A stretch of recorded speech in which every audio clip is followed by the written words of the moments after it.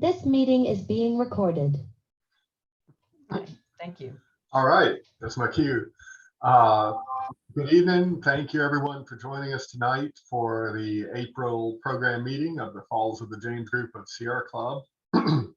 My name is Joe Brancoli, and I'm the chair of the Falls of the James Group. And our group's territory extends from Charles City County in the east to Powhatan in the west, from the northern counties like Hanover, the counties around Richmond, down to the North Carolina state line. We are very glad tonight to welcome as our speaker Dr. Scott Neubauer of Virginia Commonwealth University.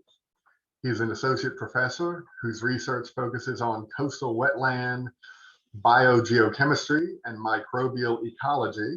Yes, I'm having to read that part, with an emphasis on ecosystem responses to environmental change. Before coming to VCU in 2012, he spent 8 years as assistant director and research assistant professor at University of South Carolina's Baruch Marine Field Laboratory. Before that, he earned his PhD from the College of William and Mary, Virginia Institute of Marine Science, and then completed appointments at George Mason University, the Smithsonian Environmental Research Center, and Villanova. He is here tonight to present on the topic of wetlands. We have all heard of the term, but do we really know what wetlands are? How do they fit into the larger ecological picture? Is it okay to build on a wetland? All right, we're gonna find out. And is it fine to use them for recreational purposes? I'm sorry, that was an incomplete question. Is it okay to build on a wetland and create another somewhere else? All right. Let's give a warm Falls of the James Group virtual welcome to Dr. Scott Neubauer.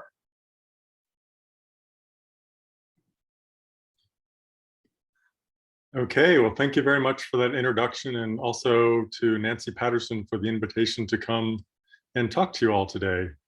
I appreciate it. Can you all see the edge of my Zoom window with your pictures, or is that not in there? No, we can just see your screen. Okay, we're good. Fantastic. Okay, yeah, so I wanted to talk today about wetlands, what they are, what they're good for, and then, some of the questions that Joe was mentioning. Can we build on them? Why can or can't we build on them? And then, talk a little bit about wetland mitigation and building new wetlands. So we're going to start with the basic question: what is a wetland? And there are lots of legal definitions. There are, definitions that are applicable to regulation, so that are, relevant to federal and state laws. But I'm going to talk just in general that to be a wetland, most of these definitions contain 3 different criteria. The first is that they have to be wet. So we're dealing with the hydrology here. And usually this is going to be evidenced by the water level. When you go out to a site, it'll be at or near the soil surface, sometimes maybe above the soil surface. And if we were to go into a wetland, we would say, we might suspect that a site was a wetland if we saw shallow standing water.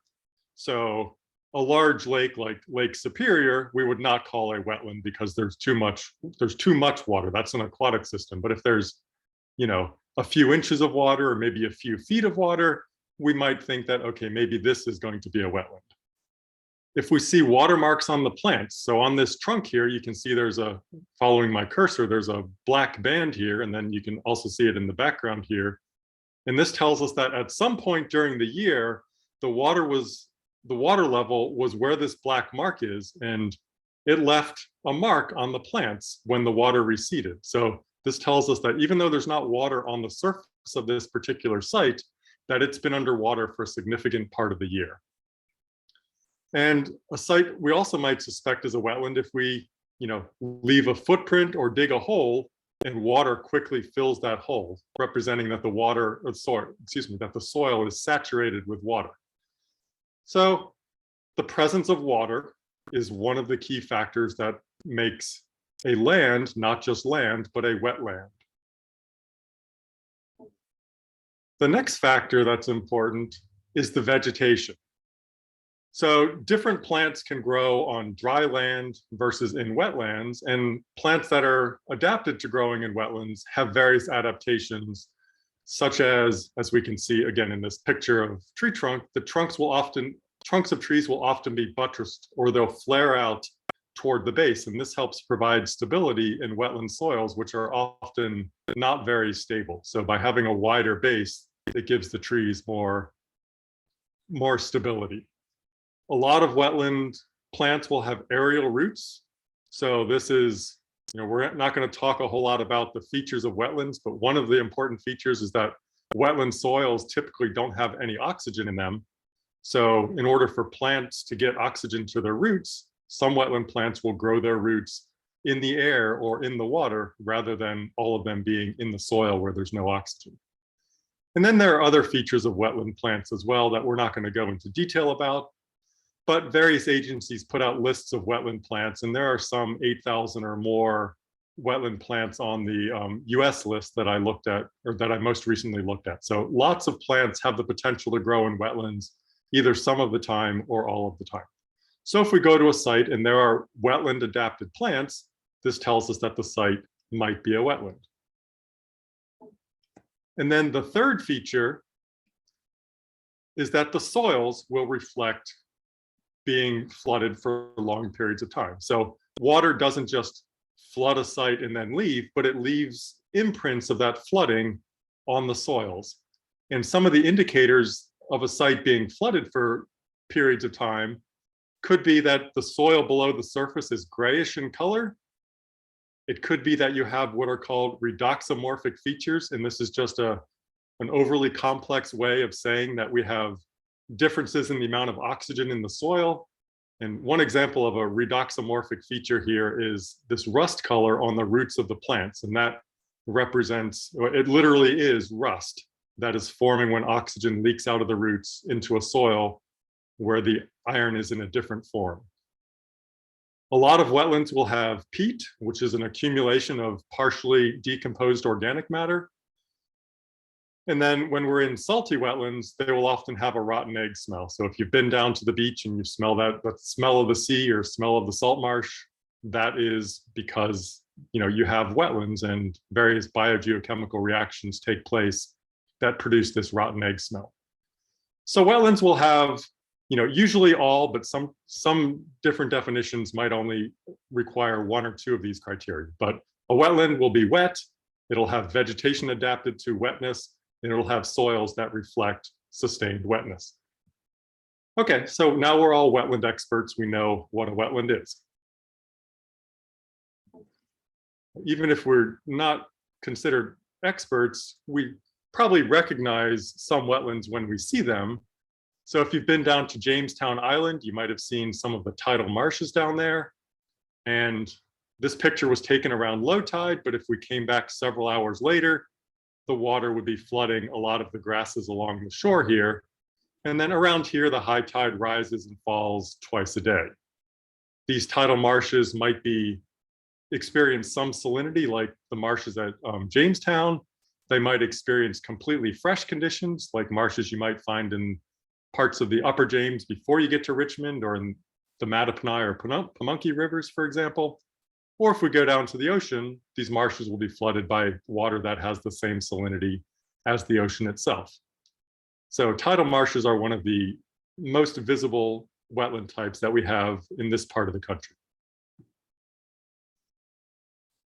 We can also find wetlands that are vegetated not by grasses and other non-woody plants, but by trees and shrubs. This is an example from the Everglades down in Florida. Most of these trees are cypress trees, some of which we have also around here in Virginia. This particular site is flooded most of the year, so there's almost always standing water in here, which comes with the things you find in Florida like alligators, which makes it exciting to walk around in them. But we don't have to worry about that up here in Virginia. So this particular wetland is flooded essentially all of the time. We can also find wetlands, like this is the Chickahominy River floodplain right behind my house. And the floodplain of a lot of rivers will flood for weeks or months at a time following heavy rains. But for vast majorities of the year, they will not be flooded. So the amount of water can vary between different wetland types. It can also vary within one wetland over the course of a year. And then just to illustrate another difference in terms of the amount of water, this is a pool at False Cape State Park down on the Atlantic coast, just south of Virginia Beach. And this particular pool here will flood following heavy rains, usually in the spring, and then the water will dry up over the course of several weeks or months. And for most of the year, this site will be dry. So wetlands can differ in their hydrology, although the presence of water for sustained periods is one of the key factors that makes a site a wetland. Of course, wetlands aren't found only in Virginia. I feel like talking to the Sierra Club, I would be remiss if I didn't show a picture of the Sierra Nevadas. And this is a high altitude wet meadow wetland nestled among the mountains in California. And we can also find wetlands in the desert. So of course, deserts don't have a lot of water falling as rain, but where you have a groundwater spring or other water seeping out of the soil, you can have these small pocket wetlands that are growing and quite productive within a larger, much more barren landscape. Now, if you've been paying attention, all of these pictures of wetlands that I've showed you so far have had visible evidence of water on the soil surface. So like this pool here, but not all wetlands, you can actually see the water unless you get into the soil. So just one example of that is this bog located in the Dolly Sods area of West Virginia. And the bog is, kind of this front part of the picture here. We have lots of mosses and, grasses and other plants. And the soil here doesn't look wet, but if you're walking around, it squishes under your feet. And if you were to take a handful of it and squeeze it, you could actually squeeze water out of it, just like you might squeeze water out of a sponge. So wetlands always have the water. The water just isn't always visible to us from a distance. I could probably fill the entirety of this talk with pictures of wetlands, but I think we get the point that there are lots of different types of wetlands. They look different, they might behave differently, but there's a wide diversity of wetland types. If we consider wetlands as a whole, they're good for lots of different things. So one of the things they're good for is storing floodwaters and buffering storm surges. So when we have big storms like Hurricane Katrina down in the Gulf of Mexico or Superstorm Sandy, a lot of the times communities that are behind expanses of wetlands will suffer less damage from the storm surge than communities where the wetlands between the community and the ocean, where those wetlands have been degraded. Because the wetlands, they store some of that water, they also tend to dampen the size of waves that are coming off the ocean. So they have an important protective role.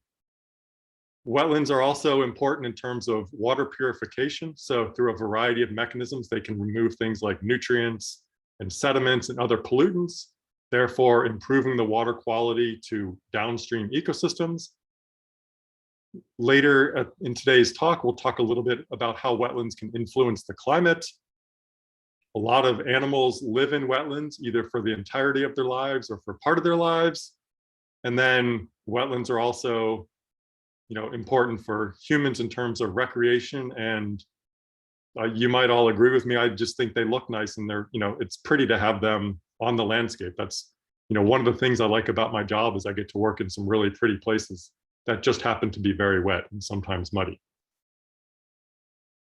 And a lot of these things that wetlands do in terms of buffering storm surges and cleaning up water and regulating the climate, these are things that humans either directly or indirectly take advantage of. And just to give an example, if we think about the role of wetlands in removing nutrients, well, we could build a water purification plant to do that, but it costs a lot of money to build a water treatment plant. If we have wetlands on the landscape that are doing the same thing for free, that's a benefit for us because we're getting that wetland service, the function of that wetland, for free.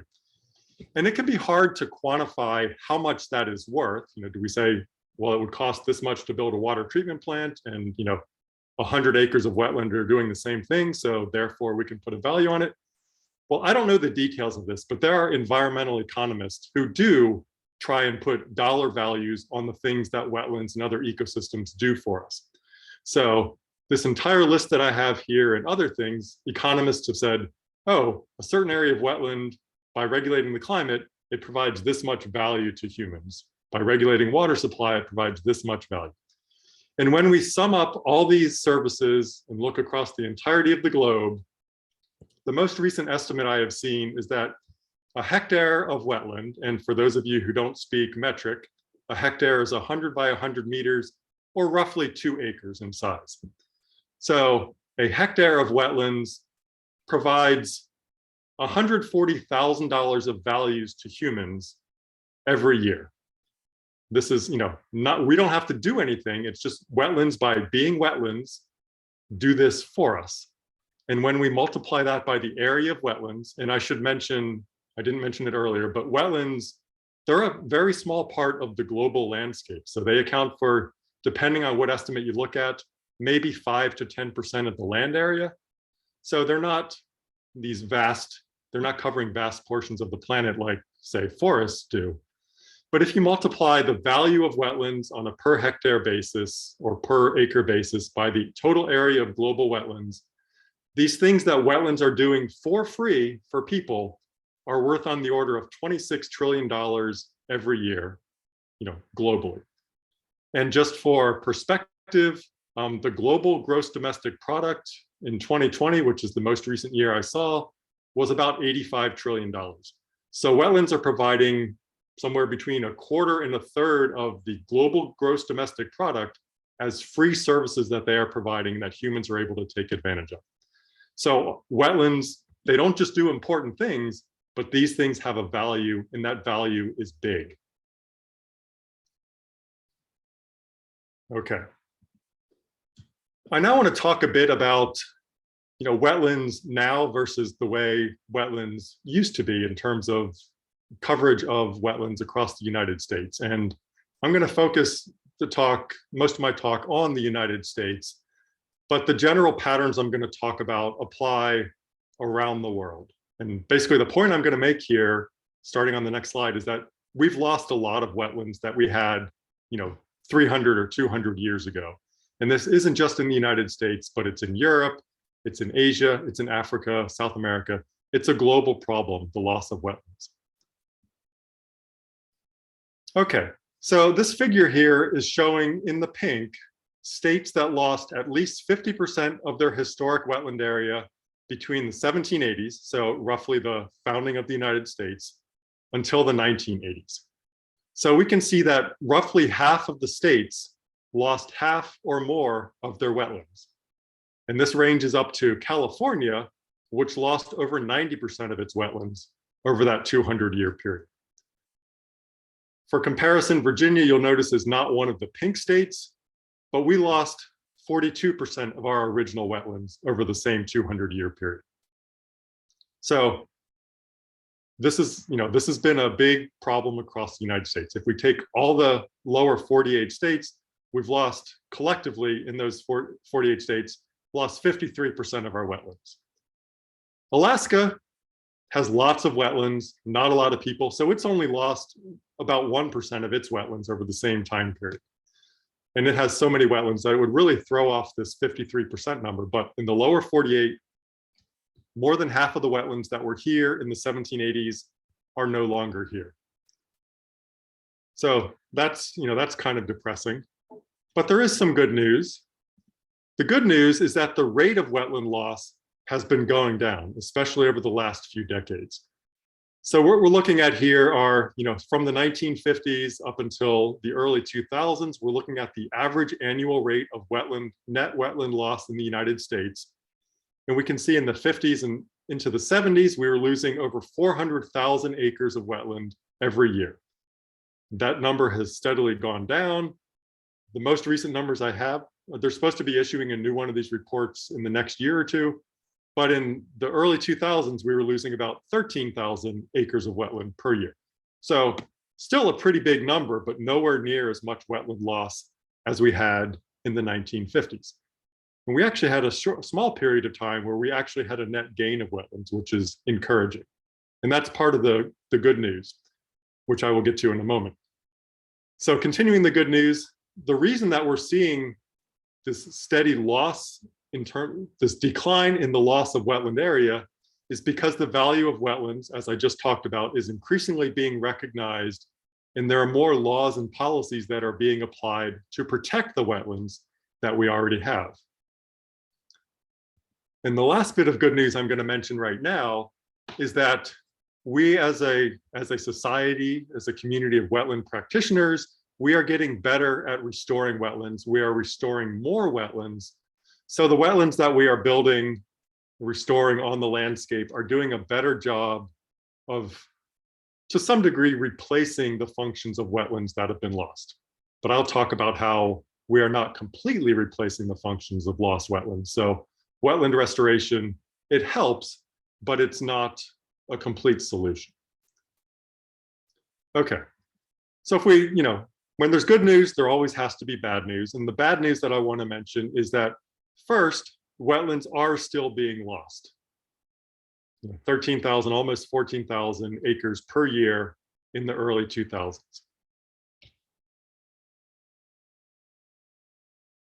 The other bit of bad news is that wetlands that we are creating and restoring don't always do the same things as natural wetlands, or they don't do those things as well as natural wetlands. So even if we're draining an acre of wetland and building an acre of new wetland, that new wetland isn't necessarily behaving the same, having the same benefits as the wetland that we lost. Okay, I want to now briefly talk about how we've lost wetlands. And in the United States, the major cause of wetland loss has been that wetlands have been drained and converted to agricultural operations, whether that's growing corn, wheat, cotton. A lot of historic wetlands are now farm fields. And just to give you a sense of this, 87% of the wetland loss from the 1950s through 1970s was because of drainage and conversion into agriculture. And you can see that this is not uniformly distributed across the United States, but has been heavily concentrated in the upper Midwest, Iowa, Illinois, Indiana, and so forth, where there used to be a lot of wetlands, now there's a lot of agriculture. And these wetlands are converted into agricultural fields through several different mechanisms, one of which is that canals can be dug. And this has been important in parts of the Southeast, including in North Carolina. So what we're looking at here is Washington County in northeastern North Carolina.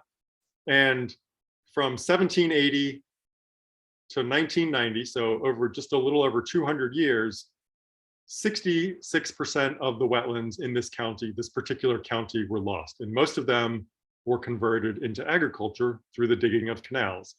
And this drainage of wetlands for agriculture began back in 1788, when a 6-mile long, 20-foot wide canal was dug northeast of Phelps Lake here, so that the wetlands in this part of the county could be drained and then drain into a river and flow out into the Albemarle Sound. So we've been draining wetlands in this part of the country for a long, long time. And if we were to look at an overhead satellite image, or in this case a maps image of this part of the northeastern part of Phelps Lake, we can see there are lots of canals. You may not be able to read the labels on here, but all these straight blue lines, these are canals that were dug in order to drain the wetlands in this area so that various crops could be grown. And if we overlay a satellite image on there, we can see indeed we have farm fields. And if we were to zoom in more, we would see along each of these fields, there would be a canal. And on the surface of the farm fields themselves, there would be depressions which allow the surface water to drain into these east-west canals, to drain into the north-south canals, and make their way out into the Albemarle Sound.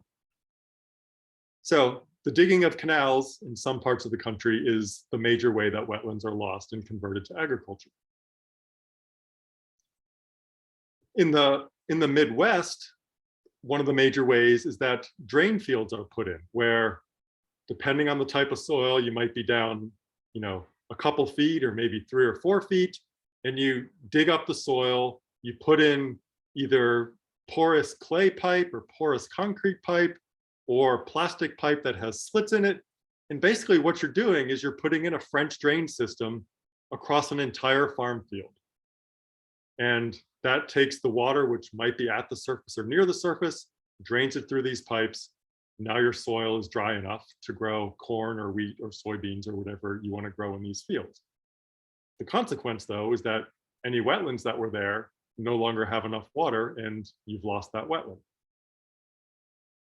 And in conjunction with these methods or standing by itself, another way to convert a wetland into a non-wetland is to block the water from getting to the site.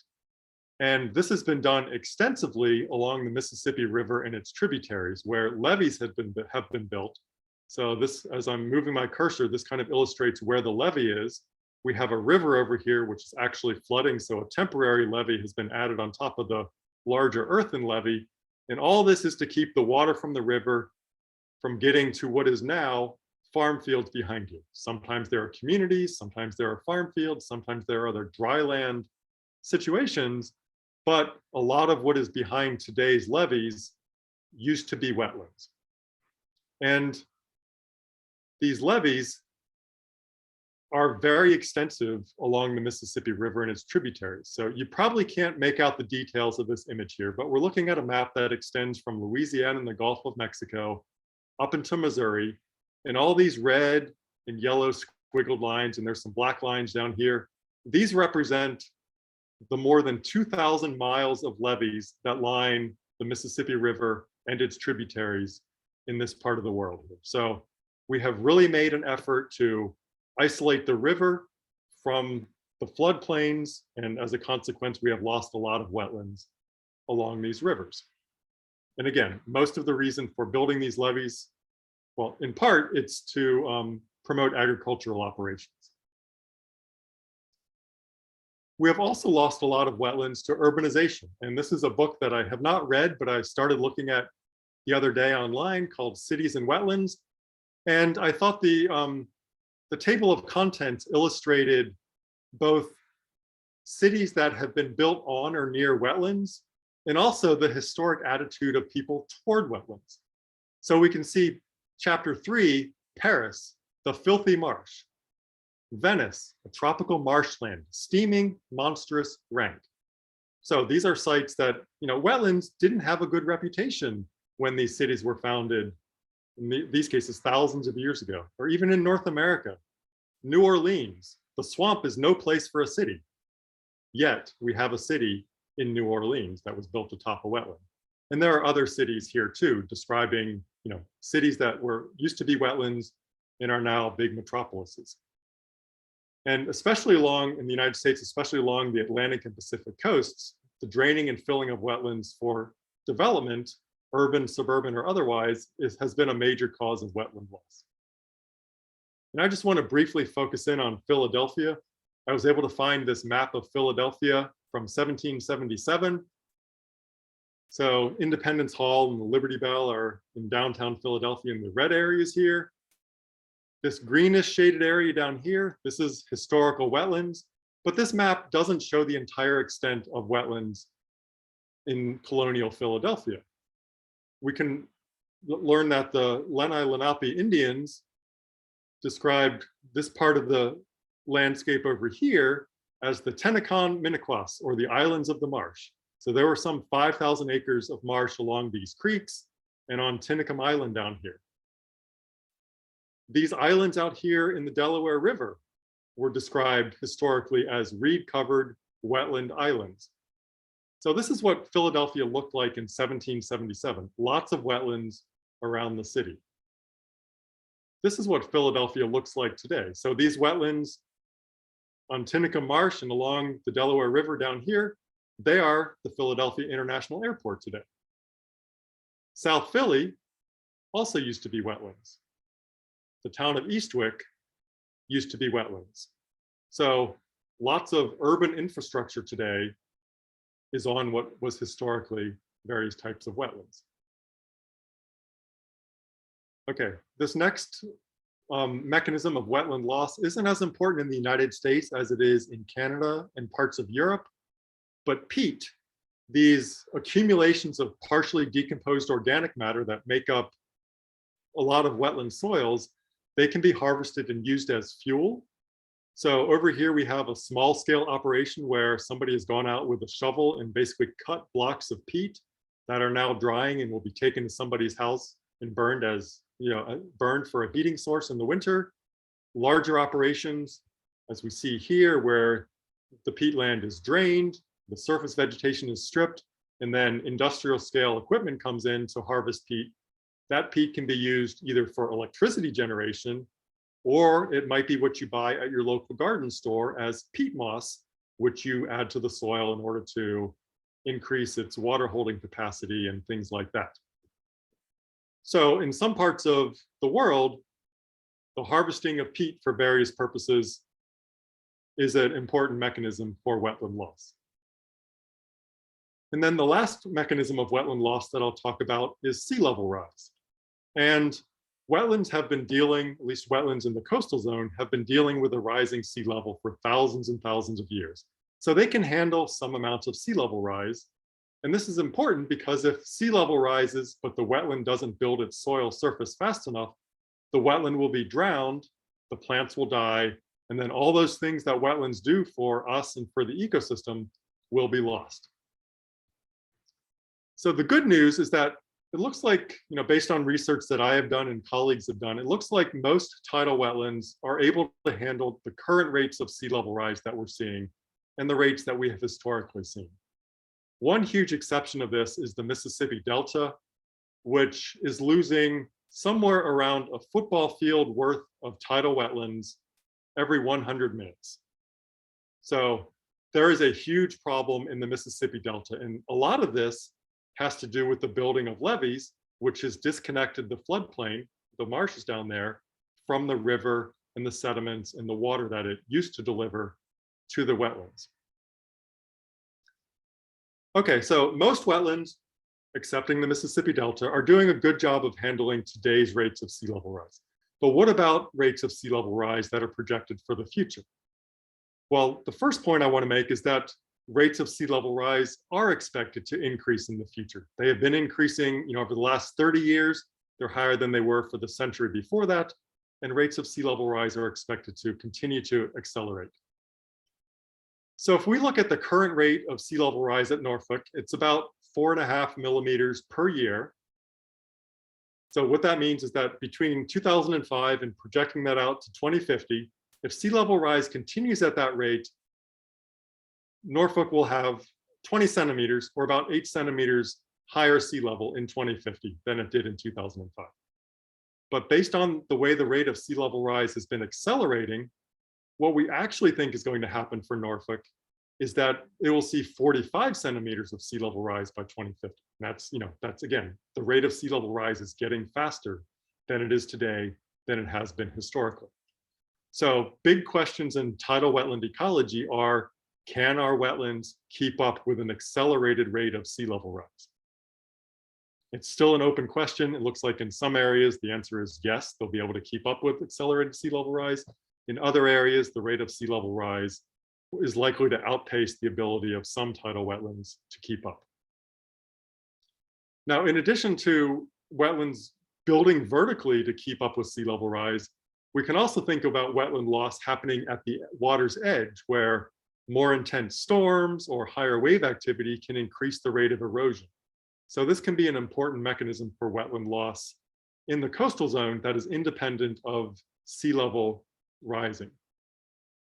Now, there is some good news here in that in some places where there's a relatively shallow slope, so a shallow gradient in terms of land, so a shallow hill in terms of land between marshes and the uplands, marshes can actually over time migrate into uplands. So they may lose area at the at the water's edge due to erosion, but they may be gaining area as they move into uplands.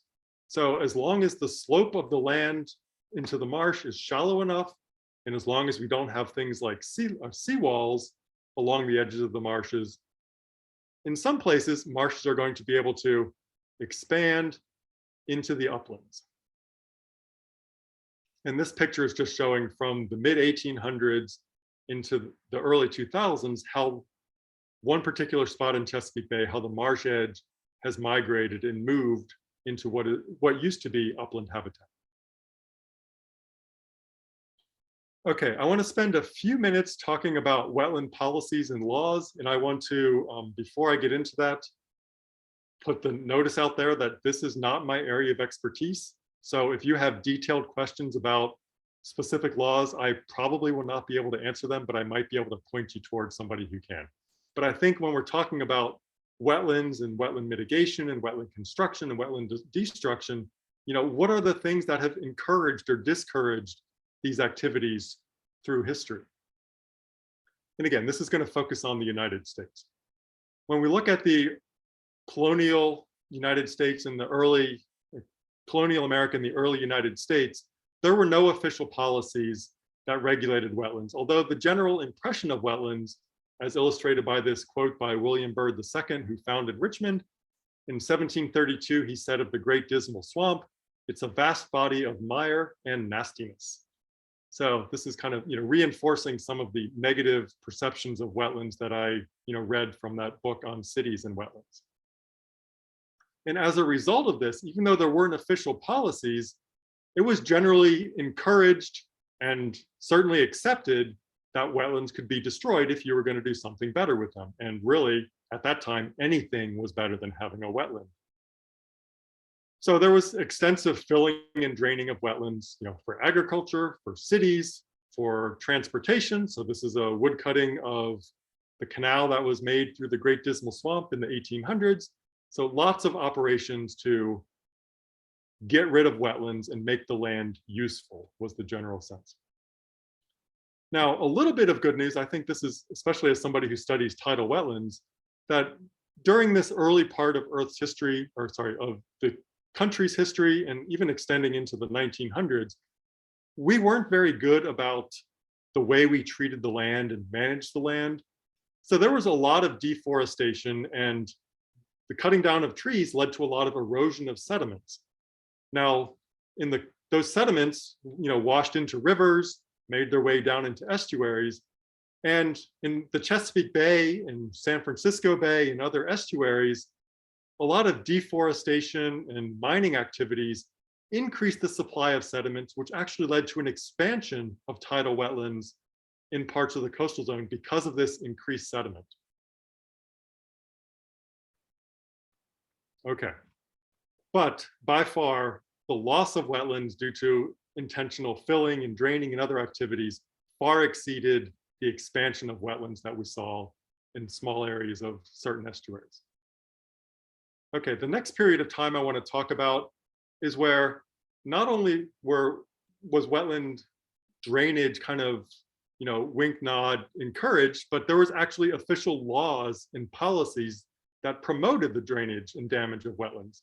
So during the 1800s and 1900s, starting with the Swampland Acts, these encouraged what it was called reclamation, and it's still called reclamation, where you take a wetland and you reclaim that land for some useful purpose.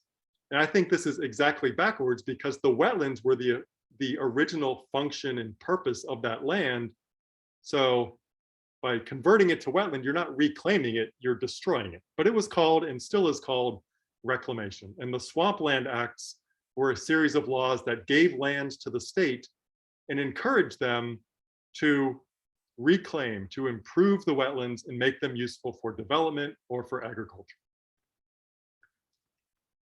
And in the 1930s, continuing through much of the 1900s, the Department of Agriculture actually gave subsidies to farmers to encourage drainage products. So they would give farmers subsidies for digging trenches and putting in these drain systems, these tile drain systems, in order to drain wetlands and make the land suitable for agriculture. So we went from a period of, oh, just do whatever you want, to officially, we want to get rid of wetlands. And that started changing in 1899 with the River and Harbors Act. And it didn't specifically mention wetlands, but this act was the first US federal environmental law, and it prohibited the unauthorized filling, dredging, and damming of harbors, channels, and navigable waterways. And when you think about, tidal wetlands and wetlands being located in the floodplain of rivers and estuaries, this had the side effect of protecting some wetlands that were near harbors and rivers. Notice we have a big period of time. There are some laws and policies I'm not talking about, but the next policy, the next law of import is the Coastal Zone Management Act, which encouraged coastal states to come up with management plans for managing their rivers, their estuaries, and the associated ecosystems, such as wetlands. The Clean Water Act was originally signed in 1972, and then there was an amendment to it in the 1980s. And of note for wetland protection is Section 404, which we don't need to worry about the details, but Section 404 regulates the dredging and filling in, quote, waters of the United States. Unfortunately, the Clean Water Act did not define what waters of the United States actually means. And there has been lots of debate over time about the exact meaning of this very important phrase. Initially, waters of the United States were interpreted to mean areas where there is surface water, like basically where boats can travel. So it's almost equivalent to navigable waters. Later, it was extended, and generally the United States EPA and the Army Corps of Engineers, they have responsibility for enforcing the Clean Water Act and giving out permits for wetland destruction and disturbances to waters of the United States. So they make the interpretation guided by, court decisions. They make the decision of what encompasses waters of the United States. So originally it was interpreted as navigable waters, was later extended to include wetlands that are immediately adjacent to navigable waters. And then there was a series of Supreme Court decisions that changed what waters of the United States means. And in the the 2010s, the Obama administration, based on previous Supreme Court decisions, defined waters of the United States as those having what is called a significant nexus between or with navigable waters. And basically a significant nexus means that the wetlands by themselves or in combination with similar wetlands have a significant effect on the water quality of the navigable waterways. So this expands the protected wetlands from those that are immediately adjacent to waters to those that are connected maybe seasonally by floodwaters or that have a significant groundwater connection or another connection with the waters. The Trump administration said, we don't agree with that interpretation. So the Trump EPA and the Trump Army Corps of Engineers said, no, it's really just those that are immediately adjacent, wetlands immediately adjacent to navigable waters that should be protected. The Biden administration is in the process of going back to this significant nexus standard. So this is still being litigated, still being worked out. Unfortunately, it has not been fully decided yet. And yeah, decisions of the Supreme Court play a big role in affecting what is nominally a scientific decision by the EPA and the Army Corps of Engineers. Okay, just a couple more policies.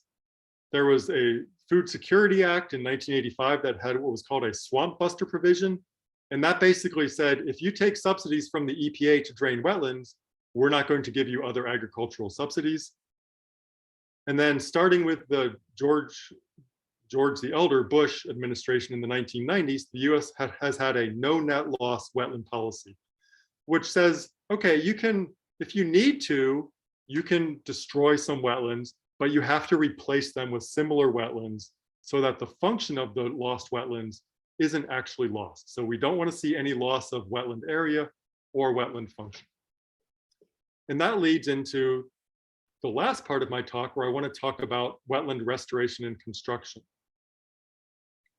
So as I said, the no net loss wetland policies have led to the outcome that we can sometimes destroy wetlands as long as we replace them.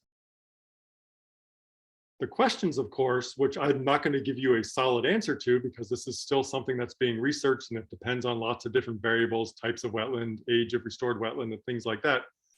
But the big question is, okay, so we destroy one wetland, we replace it with a restored wetland, or we create a new wetland. Is that the same as the original wetland in terms of its ecological function or the services that it provides to humans?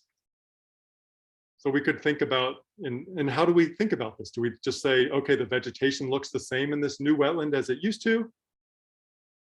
And how long does it take vegetation to get back?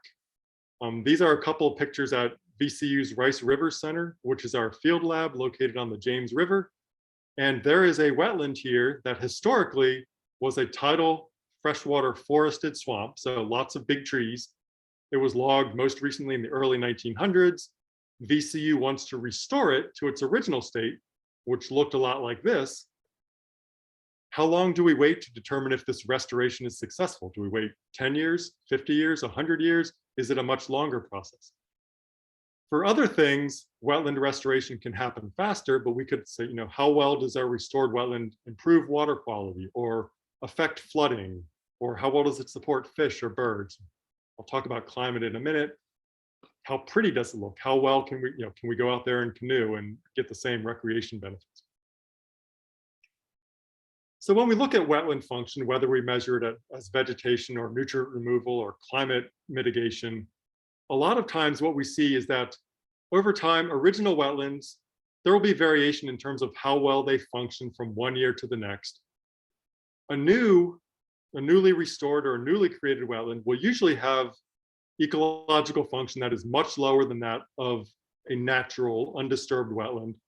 It'll increase over time. This may take years, it may take decades or longer, and then it'll reach some level of maturity. For some functions, restored wetlands never behave exactly or similarly to original wetlands. Other times they eventually start to behave like original wetlands for some functions, but not always. And this raises questions of, if we do a wetland restoration project, how do we judge whether it was actually successful? Do we just look at one of the criteria, say maybe vegetation coverage, and say, okay, plants came back, it's good? Or do we have to look at a whole suite of metrics? Who does this evaluation? If you're a developer or a builder and you contract with somebody to restore or construct a wetland to replace one that you destroyed because you put in a shopping mall, usually that is just a short-term contract. You might pay them for 3 years or so after they build the wetland to monitor it. But what if it takes 10 or 20 years for the wetland to be restored, to restore its original ecological function? Really, there's nobody out there evaluating that success. And even if you evaluate the success of a wetland, what if it turns out that the wetland didn't work? Does the developer then have to go build more wetlands? I don't know the answers to these, but these seems like important questions if we're going to be relying on constructed and restored wetlands to replace wetlands that we destroy for other reasons. Okay, just a few more minutes. I think I'm running a little bit long on time, but I want to talk about the role of wetlands in regulating climate, since this is directly related to the research that I do. So wetlands have multiple ways that they can influence the climate. One of which is that they store carbon in soils and wood. So through photosynthesis, plants take carbon dioxide out of the atmosphere, and some of it ends up being preserved in wood for decades to centuries, or in soils for centuries or longer. And this represents the removal of carbon dioxide, which is a greenhouse gas, from the atmosphere. So in this way, wetlands have a cooling effect on the climate. But wetlands also emit other greenhouse gases, notably methane and nitrous oxide, which represents the addition of greenhouse gases back to the atmosphere. And there are some methodologies for how you balance the cooling due to carbon storage with the warming due to the emissions of methane and nitrous oxide that I'm not going to talk about.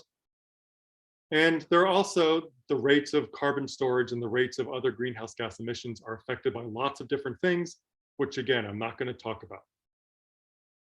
But one important thing I want to say is that all wetlands that are storing carbon in their soil or in wood will eventually have they'll eventually get old enough, they'll have stored enough carbon in the soil and wood that their lifetime effect on the climate will be one of cooling.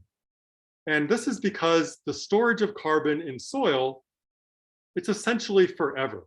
So once you build peat, or once you store carbon in a tidal marsh soil, if it's stable, if the wetland isn't disturbed, that carbon's going to be staying there forever. You have essentially permanently removed a greenhouse gas from the atmosphere.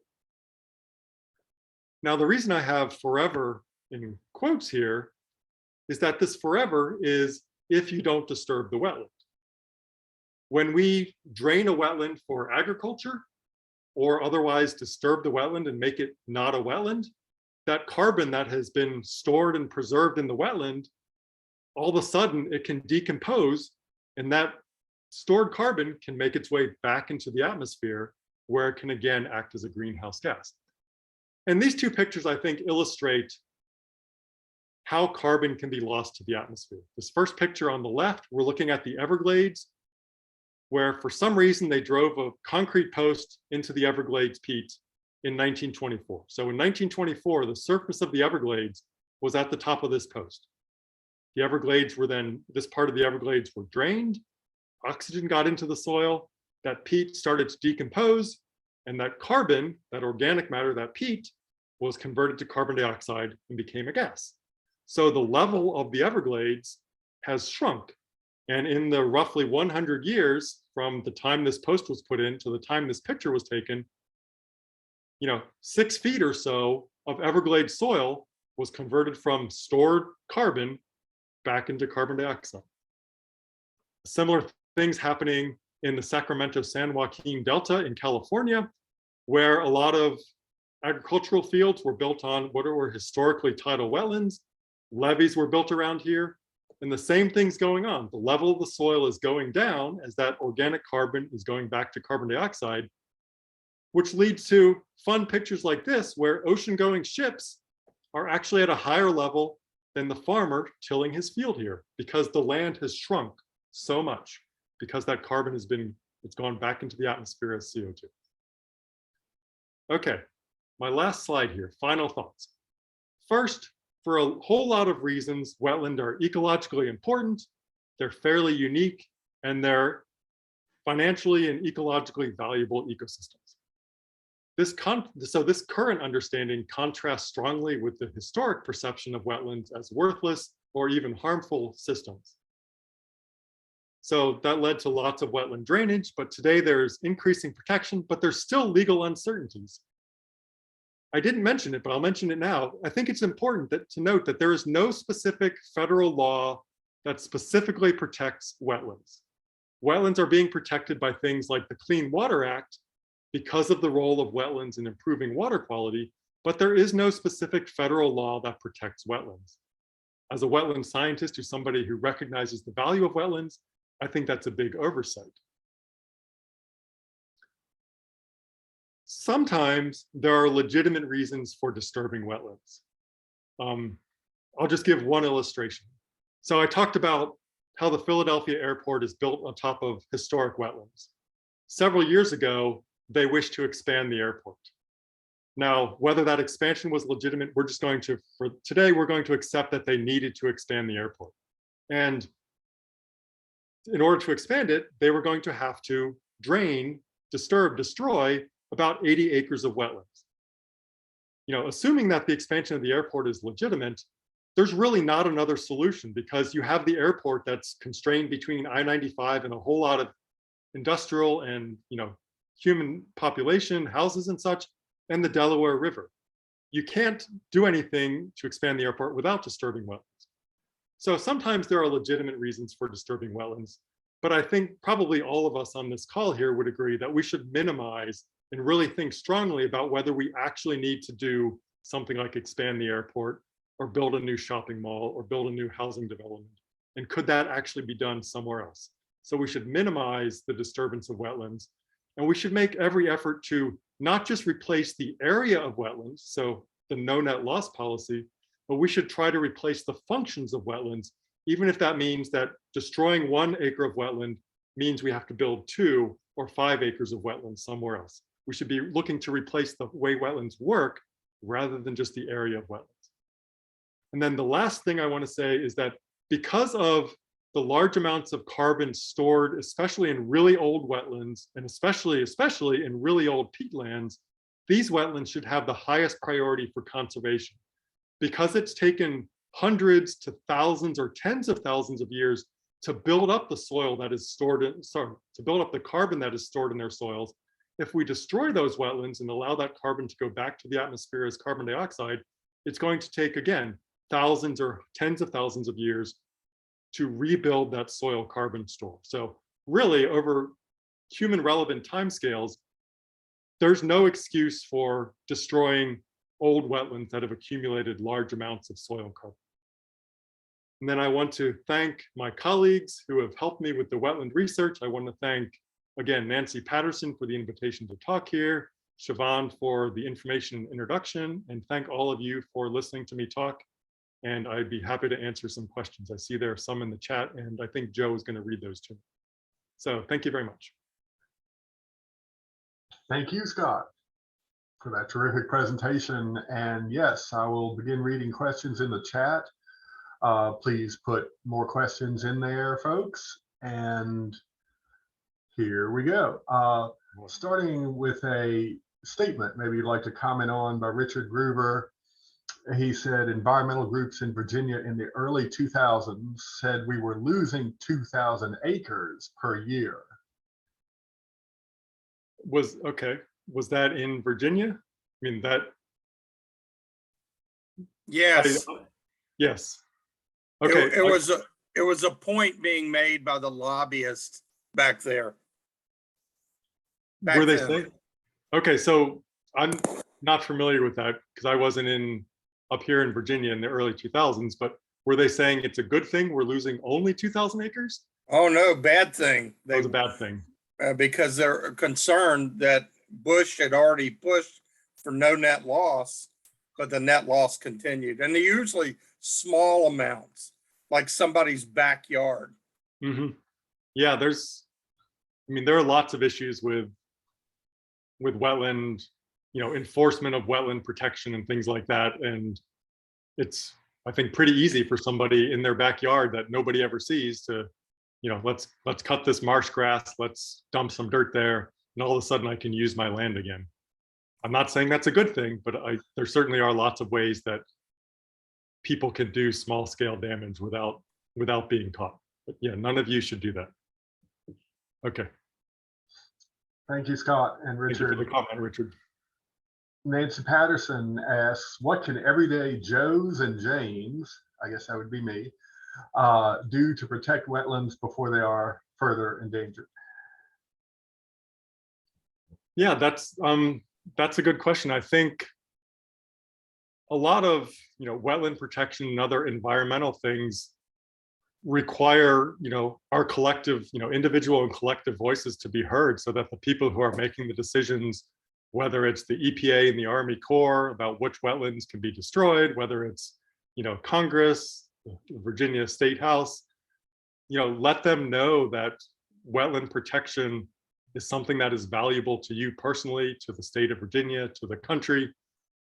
And we could extend that to talking about climate change or other environmental issues. I think you can do what you can with the land you own, but making your voice heard and saying this is important on a bigger scale, I think, is important. Excellent. Sal Chamberlain asks, can you recommend a resource to help us identify wetland plants of Virginia? I will be able to look that up. There is as I said, there's a list of United States wetland plants, and I think there's one specific to Virginia that I don't have the name of it or the agency off the top of my head, but I'm sure I could find that and send it to Siobhan or Nancy or somebody, and they could distribute it. All right, we appreciate it. Siobhan asks, do we have any wetlands in Virginia currently in danger for development?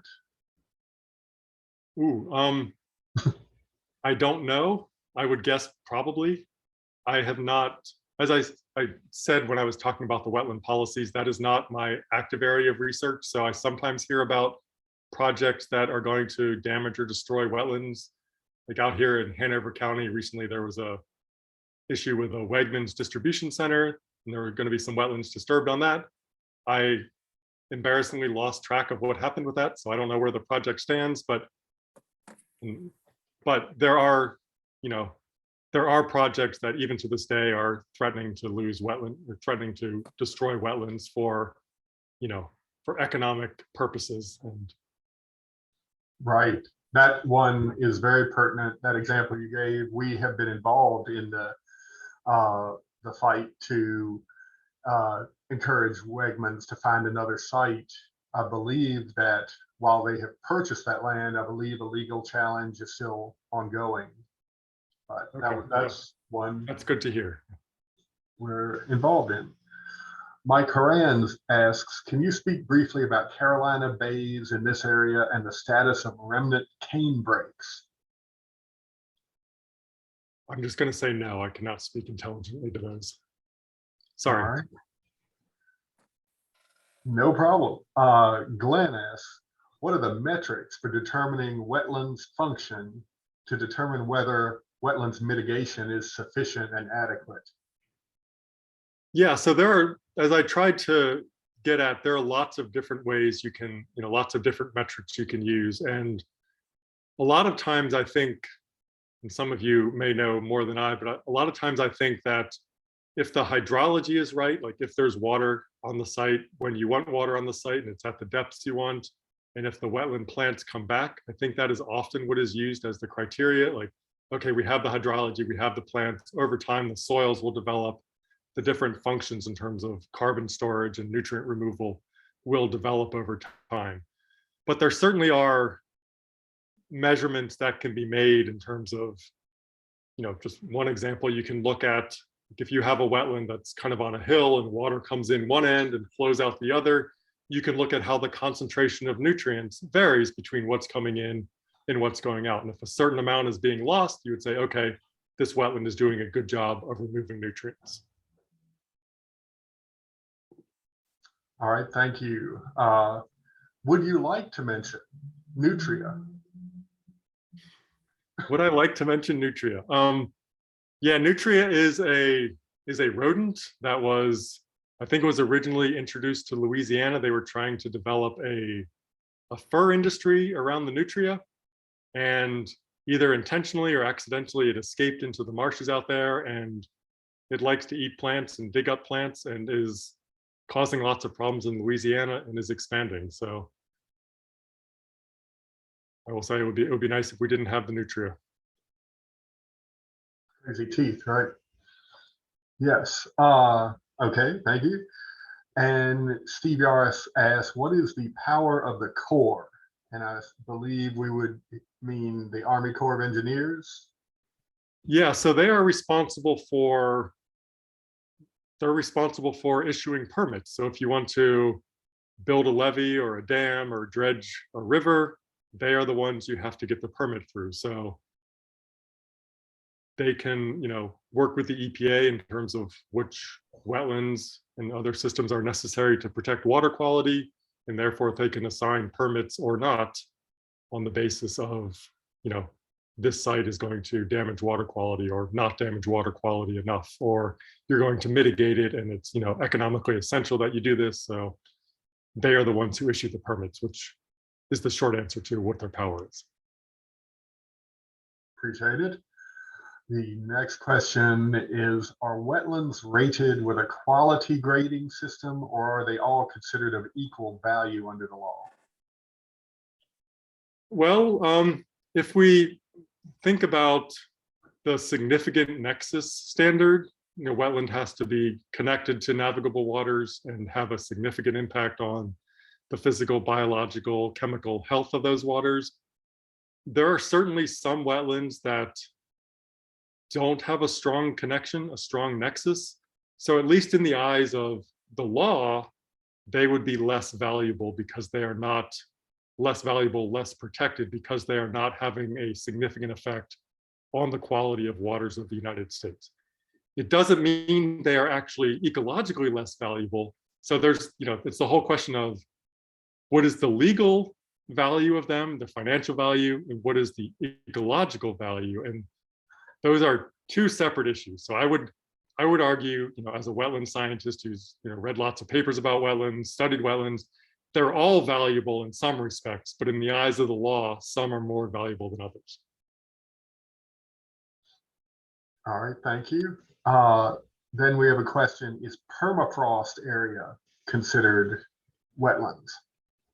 Yes, a lot of permafrost areas are considered wetlands, and that's part of the reason why Alaska has so much wetland.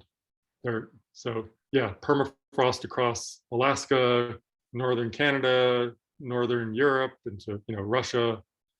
Lots of permafrost wetlands that are frozen either entirely or at some, I guess, the surface soils are will thaw during the summer and plants can grow, and you get lots of wetland activity going on, but the soil maybe just 10 centimeters down is permanently frozen for now.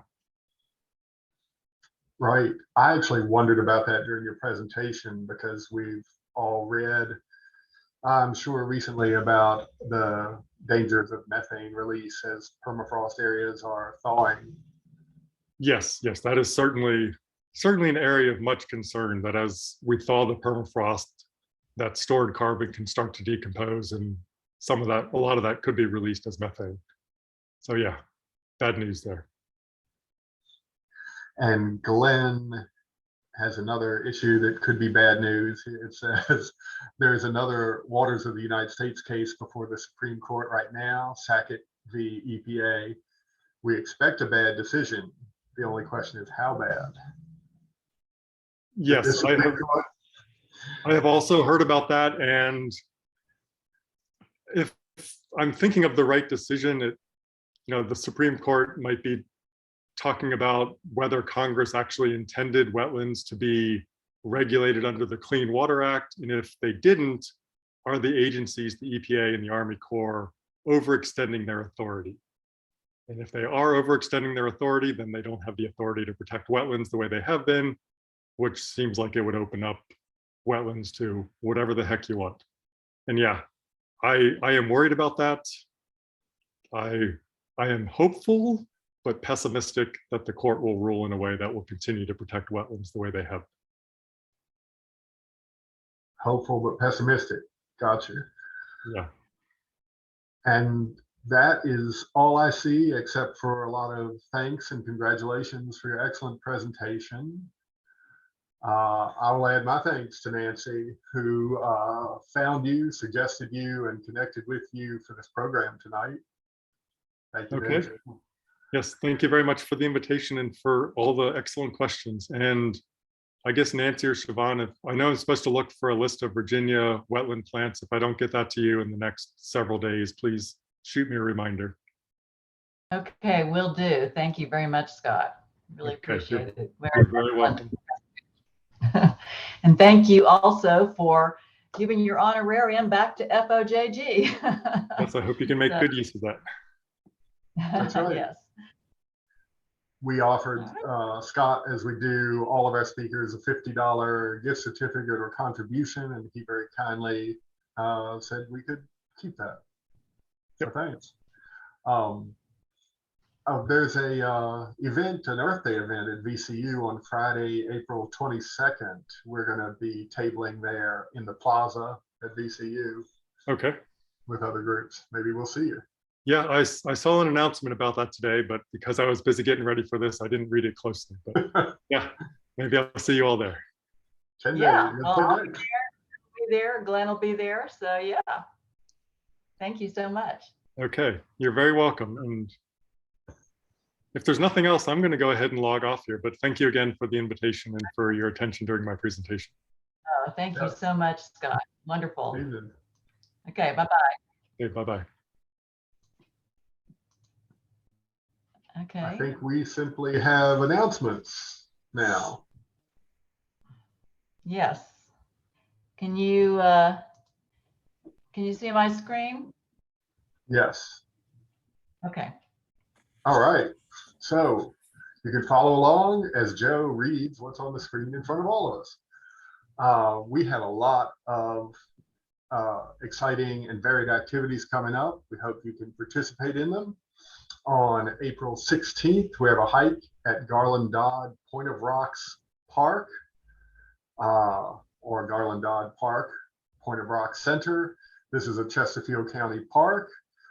We had planned this for January, I believe, but now we're going to do it in glorious April weather. And you can register and join us on that hike. On next Tuesday, April 19th, Siobhan has kindly set up a tour of the Tidewater Fiber Corp Recycling Center. This ought to be fascinating. This is in Chester, and it's at 10:30 a.m. We're going to go check out the recycling plant. That same evening, a week from tonight, the Bird Theater is screening Don't Look Up. I'm very much looking forward to that. Maybe I'm the last person who has not seen that yet, but I'm going to go check that out at the Bird Theater next Tuesday night.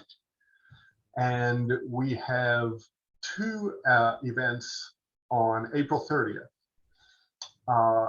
At Dory Park in Eastern Henrico is the Native Plant Festival with some very special guests, Bill Shannabrook, who has been a speaker for us before, and Dr. Doug Tallamy, who is a big name in native plants. And so that's at Dory Park in Henrico on April 30th. We will be tabling at that event. And that same evening, we have been offered an opportunity through the good offices of Bucci Zugner. This is the evening that the Richmond Forum has an event. And the Richmond Forum, as you may know, pretty much always sells out at the Altria Theater. They have started a program of live streaming to a remote location. And we have been offered to be the sponsor of that on April 30th. The event is free, and up to 75 people can come to Pine Camp, which is in the north side of Richmond, and watch on a screen live the Richmond Forum, which is a debate on the statement or the motion, humans can adapt to climate change. There are 4 speakers in 2 teams of 2, and you can register and come watch a live stream of the Richmond Forum for free. Glenn, you have your hand raised. You're muted. It's about something else I just want to add at the end. I don't want to interrupt. Sorry. Okay, we'll come back. May 22nd is the return of the Falls of James Group Picnic and Plant Swap. It will be in the location where we have generally held it, the Bird Park, the Carillon Picnic Shelter. This is a little different. It's on a Sunday evening from 5 to 8 p.m. and it will be a potluck dinner. And so please join us, register for that. Yes, registering for everything. Register and join us that night. Bring food and beverage and plants if you want to share them with your friends.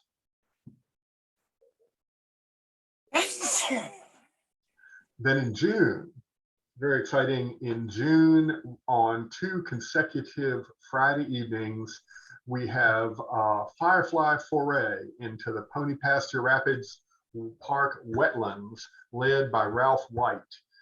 And those are on 2 consecutive Friday nights, June 17th and 24th. We are keeping the size of our group to 20 people so that we can hear Ralph and we can enjoy it in a reasonable sized group. And so that will be in June. Then and the very next day, there is a hike in the Pony Pasture Rapids. This is part of a fundraising and team building event that the Virginia Chapter Sierra Club is doing called 10 Wild Weekends. This is going to be a hike around the Pony Pasture Rapids. There will be more information coming in May about that one.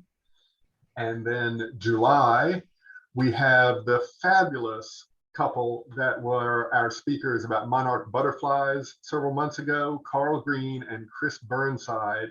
you can tour their home, their garden in Stratford Hills neighborhood on July 23rd. And we will have, yes, you guessed it, a registration link for that coming in May. Last but not least, Belmead Park. We continue to go there and work, not in May, but on the first Saturdays in June, July, and August. And I personally got over there in April for the first time in a long time, a terribly long time. And it is amazing. Now I can tell you from personal experience, it is amazing. When I used to go there and help, we were pulling out invasive plants. We were doing kind of grunt work. Now there's a beautiful gardens there. There's an outdoor classroom, purple martin houses. It is a beautiful, beautiful campus for that school and that community center. And so it would be terrific if you want to come and check that out on the first Saturdays of June, July, or August. And that reminds me, because it's really not the final thing, that last Saturday, Siobhan and I went and checked out two community gardens in the Richmond area. One of these is the Biggs Road Garden, which our partner organization, Southside Relief, is working on. And this is just in its beginning stages of creation. It's a community garden off Midlothian Turnpike. Then we went to Sankofa Garden. And if that name sounds familiar to you, it's because our March speaker, Duran Chavis, that is one of his properties. That is also off Midlothian Road and Midlothian Turnpike. And that is an amazing property that he has got there. Murals, beautiful murals, an outdoor cooking and eating space, lots of beds growing beautiful plants. That is a great community garden, and we're going to explore volunteering at those as well. And that concludes my remarks. If you're wondering why I'm going so far out in the calendar on events here, it is because this is our final program until September. That is right, people. We are going to do these other events and enjoy each other's company and enjoy the beautiful weather between now and September. And I would love to be able to give you details about what the meetings will look like this fall, but I don't know them myself yet. So we're going to find out together, look for newsletters or more likely action alerts. And Glenn, do you still have your hand up? Yes, I would like to just acknowledge something that was reported in the newspaper today. Actually, the Richmond Times Dispatch. City Council had their budget meeting last night, and I want to give a heads up to Lee Williams and a lot of other folks, but Lee really coordinated pulling the people together, and there was a lot of folks testifying last night to try and make the city budget more responsive to the climate concerns, whether it's buying electric cars instead of gas cars, putting solar panels on buildings, converting oil burners to heat pumps, et cetera. Just a wide range of other things that the city can do, some of which would save money if they only had the imagination. So I wanted to just say that although that article did not mention the Sierra Club was very involved in the preparation of materials and turning the people out, especially due to Lee. Great effort by the Sierra Club in doing that. And also, we just had a big win in Henrico County. I forget the name of the property, but the developer of a piece of property in Henrico County has just announced that he will not be proceeding with the development. And there's a big push to make that to protect that property. And Eileen Riviere has been very involved with that. And I apologize, I can't remember the name of the property. That's right, Glenn. Yes, the development of over 500 homes, I think, along Route 5 has been canceled, and that threatened a historic battlefield where colored troops fought in the Civil War. And yes, our board member, executive committee member, Eileen Rivera, was instrumental in stopping that. And as Glenn said, check out your Times Dispatch this morning. I was at City Council last night. About half the speakers, as it says, I think, were environmental speakers, and we far outnumbered any other group on any other topic there, and also got coverage on CBS Channel 6 local news, apparently. So we are more involved than we've ever been in the city of Richmond budget because there's just no more time to mess around with this stuff. And the mayor sadly did not put his money where his mouth has been. So we're hoping city council will in the city of Richmond. And that's what editorializing there. And green drinks, someone, Tamara asked about green drinks. I think that is April 21st. The speaker, Parker Agelasto at Legend Brewing Company, I believe. Thursday, April 21st. Another chance to get out and mingle in person. Newmarket Battlefield. Thank you, Tamara. All right. That, I believe, concludes tonight's meeting. Thank you all for coming. Thank you all for doing what you do. And we will hope to see you in person in the coming months. Have a good evening, everybody. Bye-bye. Thanks, Nancy. Thank you, everybody. Thank you, Joe. The recording has stopped. This Thank you, thank meeting you. is being recorded.